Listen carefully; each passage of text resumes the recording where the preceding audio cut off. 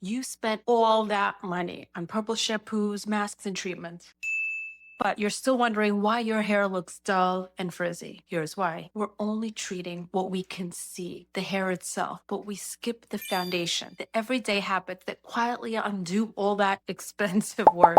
Today, I'm covering the unsexy stuff, the boring things that actually decide whether your gray hair looks healthy and vibrant or struggles. In the last video, we fixed the damage that was already there.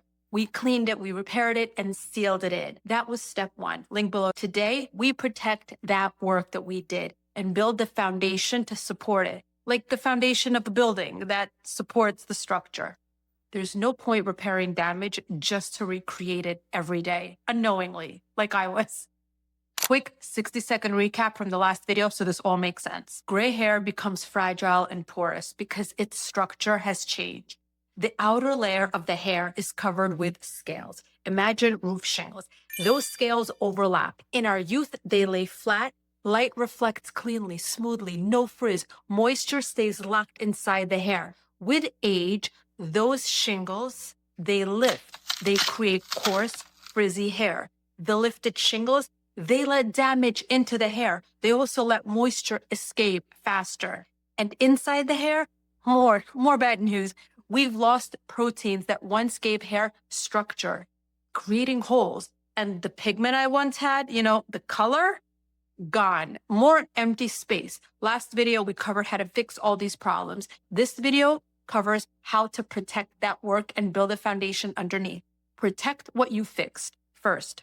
Remember those lifted shingles? In addition to that problem, when hair gets wet, it swells up like a sponge. That swelling pushes the shingles up even higher. So wet hair has shingles lifting twice, sort of. Once from aging and once from water. And then I used to take a rough towel and rough those shingles up even more as I towel dried my hair. And this would push those shingles in all different directions. And then the hair wouldn't be laying smooth, hence more frizz, and that towel would cause breakage. A great microfiber towel soaks up water without all that rubbing and scraping.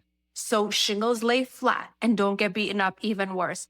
I love this one because of the elastic band in the back.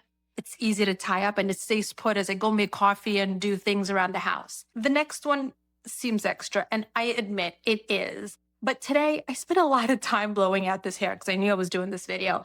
And I want it to last at least a couple of days. The minute I hit the pillow, it gets crinkly and wrinkly. So I do this very, very sexy thing. I sleep for the first 2 nights after a blowout in a silk cap to protect my blowout. And when I wake up, my hair will literally look the same. For the same reason, I use this silk pillowcase. Every turn on a cotton pillow drags and knots those strands, leaving them dull and frizzy by morning. A silk pillowcase, smooth glide. Also, side note, a cotton pillowcase absorbs all the moisture, whereas a silk pillowcase won't strip your hair of moisture. Also, I use a wide tooth comb to brush my hair gently after the shower. Look, wet hair is weaker. I didn't believe it for a long time, but after doing research, what I learned is that water breaks the connection between the protein bonds inside your hair. So the hair stretches more easily and snaps. So detangle gently with a wide tooth comb. Oh, and only after this next step. Before I blow dry my hair, I use a leave-in conditioner, especially in dry Northeast winters.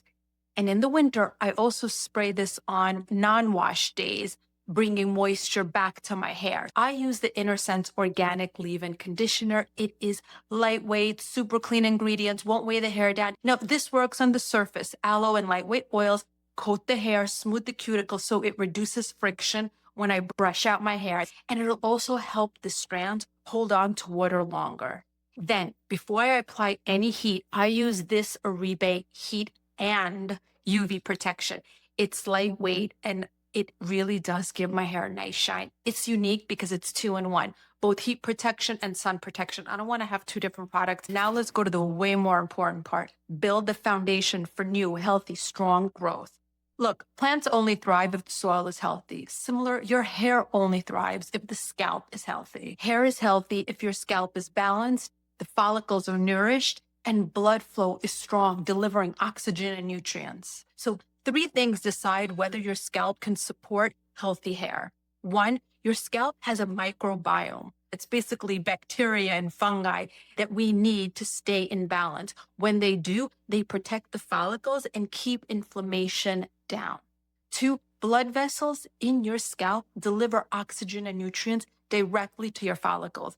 As we age, estrogen declines, sadly, potentially weakening circulation. And three, hormonal shifts mess with the natural oil production of our hair. Your scalp can go either too dry or too oily, making it harder for treatments to absorb. So I use a scalp exfoliator about once a month. As we age, scalp cell turnover slows, just like on our skin. And the dead skin cells, they pile up. Sebum and product residue clogs the hair follicles. This prevents treatments from penetrating. This increases an unhealthy scalp environment, leading to inflammation on the scalp. And exfoliating clears that barrier so your scalp can breathe and nutrients can actually get in. This Inculest glycolic acid scrub, it has 7% glycolic acid to dissolve the dead cells and to dissolve all the product buildup. It clears the surface so treatments can now get in. Next, I also use the iRestore laser hair cap because red light therapy has such solid research behind it. I don't know, I figure I've been using red light therapy for my face for years, decades. And with such solid research behind it, why wouldn't I use it for the skin on my head as well? Red light penetrates the follicles, increases circulation, and gives the cells more energy to function. Over time, that can support stronger, thicker hair growth. It's a picture of me much younger. Look at the sides of my hair here around the temple, thinning. Now, look at this picture of me about 10 years later. Look how my sides grew in. Now, it's subtle, I know. Things take such a long time to improve, and the changes are subtle. The other thing, I can say the result for this hair that's grown in where I had holes before on the sides is from the cap or the vitamins I take or the gentle combing. I don't know. I just know that I commit to doing these things for a long time. Why?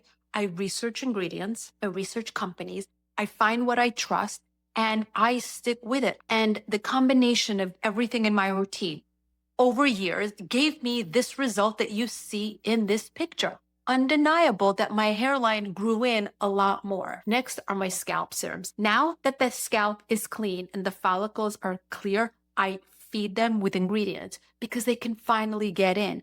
I put serums on my scalp the same way I put serums on my face, and I rotate between three regularly. I use the Nutrafol Growth Activator drops. I also use the Inner Sense scalp treatment, replenishes nutrients and reduces inflammation, and I love the Revive hair serum. They use plant stem cells and peptides to support thinning areas. I like their research and ingredients, and I just rotate them like I rotate vegetables. Different nutrients do different things. I use this scalp massager and this scalp massager. I use this with my serums and oils to help them spread evenly and actually reach the scalp. Also, the massage, it helps stimulate blood flow and circulation, which means more oxygen and nutrients can reach the follicles. The next thing that I really believe in is I take Nutrafol Women's Balance. It was originally recommended to me by a dermatologist. It's designed specifically for women 45 and over to address the hormonal shifts that drive hair loss. Ashwagandha helps lower cortisol, the stress hormone that can push hair into early shedding. And the saw palmetto in Nutrafol helps protect follicles from shrinking as hormone levels shift by reducing DHT, because DHT is the hormone that causes hair follicles to shrink and shorten the growth phase of hair. And the maca supports hormonal balance. Other antioxidants also keep the hair follicles healthy and strong. But my proof, I've been taking this for years. And every time I try to stop because I try to save money or travel or laziness, or it's a pain because you have to take 4 pills and I don't like it. But as soon as I stop, the shedding returns and my hormonal acne comes back. So I know I cannot stop this. Let's not forget what we eat.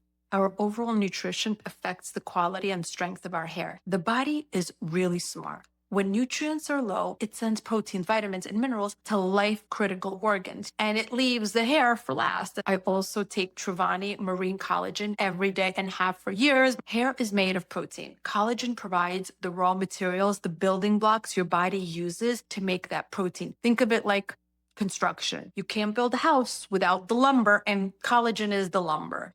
This doesn't mean collagen magically grows your hair, but it gives your body what it needs to build stronger hair when everything else is in place. So you think we're still talking about hair? No, we're talking about life. See, we focus on the external. We want what we want now. We get so obsessed with the end result. We get in a destructive loop, comparing ourselves to others or comparing myself to my younger go-getter self.